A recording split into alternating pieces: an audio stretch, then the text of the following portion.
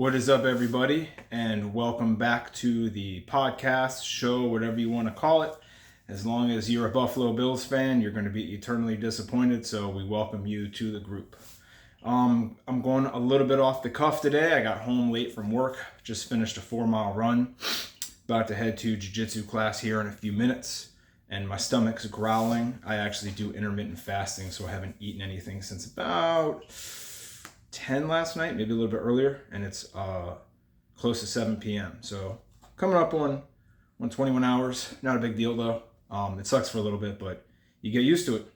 Feels like forever since I've done one of these, and there's so much stuff that's happened in the NFL to talk about, along with everything that went down at the UFC pay-per-view a few weeks ago as well. It seems like it's been forever since I've done one of these. There's so much to talk about.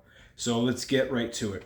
The first thing I want to say is I'm reconsidering my position on the Buffalo Bills missing the playoffs this year. I predicted before the season started they wouldn't make the playoffs. I knew Miami was going to win the division. And it was especially coming into fruition, one, with how bad Buffalo was playing, and two, with how well a lot of other teams were playing. But you've got Joe Burrow, who already has 3 straight victories over Buffalo. He's done for the season. Deshaun Watson, who had the Browns looking pretty good. Inconsistent, but good. He's done for the season. And I honestly thought those were 2 playoff teams right there. I thought every team from the AFC North was going to make it, or 3 out of the 4 were going to make it, and the last wild card was going to go to Houston. So those 2 teams being out of contention and Pittsburgh looking pretty iffy and firing their OC, which seems to be a common theme now, I thought that Buffalo was going to miss the playoffs, but looking at how that's going to play out, there might be an opening for them to make it in. So I might be reconsidering my position on that. It's not because I think they're a better team, and they're stacking up injuries on defense like crazy. Let's get to it. First game with Joe Brady as the offensive coordinator. Look, Buffalo beat the Jets. It's nothing to get excited about. The things that they did that could give you a little bit of excitement, which kind of go into what I've been talking about all year, is they finally had a really smart game. When you play teams like the Jets and the Patriots, who have stout defenses that can create points off turnovers, but have really bad quarterback play. Tennessee is like this as well, but I don't think it's necessarily their quarterback. If it's not Willis, I think it's more the O-line.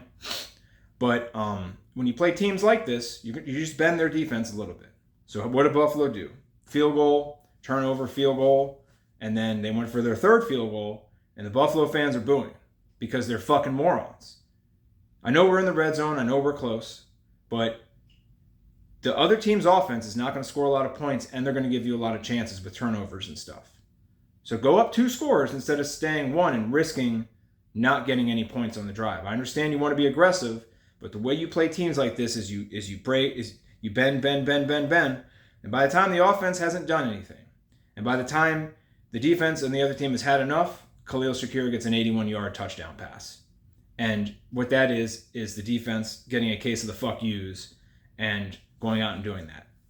I have a theory that that's what Aaron Rodgers did a couple years in Green Bay. First pass of last season, wide open, Christian Watson drops it. I think he got a case of the fuck yous. I think that Denver's defense got a case of the fuck yous against Miami when the Broncos just couldn't do anything, and they said, you know what, we're just going to let these guys embarrass us. Man, I'm sweating super bad because it's Florida, and it's not cold like it is in the rest of the country. So Buffalo looks good. They ran the ball, I believe, 38 times, which is another thing that we wanted to see more of, because I'm tired of hearing that they don't have a running game, they don't have running backs. Bullshit. They just don't run the ball. This week they did. They looked good. Allen threw a pick, but I don't consider that a pick. It's last play of the half. Just throw it up. Somebody intercepts it. Not a big deal. Those shouldn't even be considered interceptions. Same with if it's tipped off somebody's, like a clear tip through their hand, receiver drops into the other, like that should be an assisted interception or something. I've always thought they should have different categories. I've never thought a quarterback kneel should be considered a negative 2-yard rush. I think a quarterback kneel should just be considered a kneel.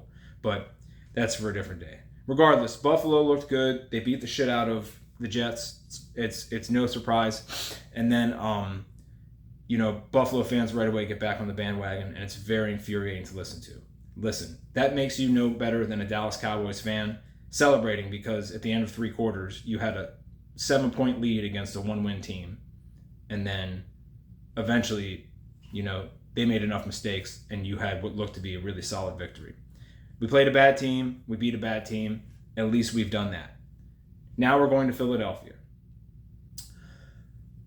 This is probably a very winnable game for Buffalo because Philly just went to Kansas City in really bad weather, played an emotionally charged, really tough physical game, and won, and now have to come home on a short week and play Buffalo. There's no better time to play the Eagles than right now. If they lost that game in Kansas City, believe me, they would have not lost to Buffalo the following week. This is a game that Buffalo can steal. Do I think they'll do it? I don't. But if they did end up coming out and looking really good, I wouldn't be surprised. Philly doesn't match up poorly against Buffalo. Their defensive line is good, but not as good as they were last year. Their secondary has holes in it, even though Byard helps out a lot. And their linebackers can be exploited a little bit. So if we have a smart game plan and we go in there and we execute, it can come out as a victory. But I didn't even finish listening to the sentence because I turned my car off. But I know Rapp isn't going to be in. It looks like Benford is going to be out. It looks like Jackson's going to be out. So there's going to be really slim pickings at the cornerback position. And that sucks when you have A.J. Brown and Devontae Smith. That really sucks. And Philly can exploit that. Philly's O-line is really good. They're just not quite as good as they were last year. So there's opportunities there. But Buffalo's got a banged up D-line as well. It's going to be an interesting game. It's going to be fun to watch. Let's move on to the Tennessee Titans, which I talk about a lot because I feel like they have a lot of similarities to Buffalo.